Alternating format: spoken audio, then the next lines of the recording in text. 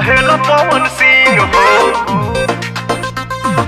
कहेला पवन सिंह हो,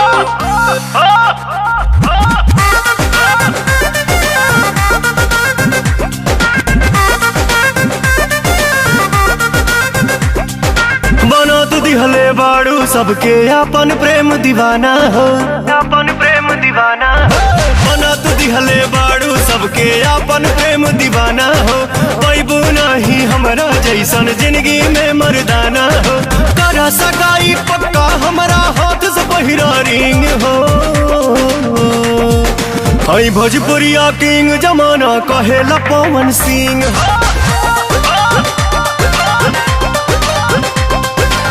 भोजपुरिया किंग जमाना कहेला पवन सिंह हो। ब्यूटीफुल बॉडी बा तोहार सेक्सी सेक्सी लुक हो।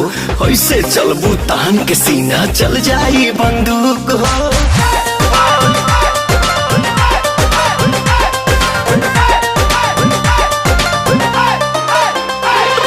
नाभि के नथिया से अखिया हटेल नहीं प्यारी हो।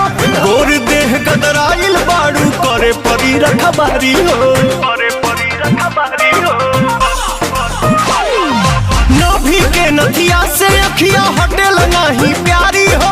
गोर देह गदराइल बाड़ू करे परी रखबारी हो, करे परी रखवारी हो, करे परी रखवारी हो। हमके लफुआ मत बूझा तू हकील नहीं डींग हो। हई भोजपुरिया किंग जमाना कहेला पवन सिंह हो।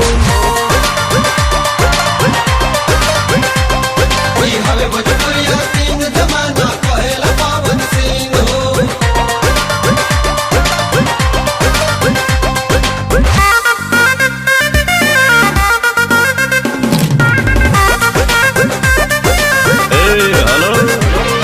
शाहबाद के सुरमा हई हम लगल हमके आँख में।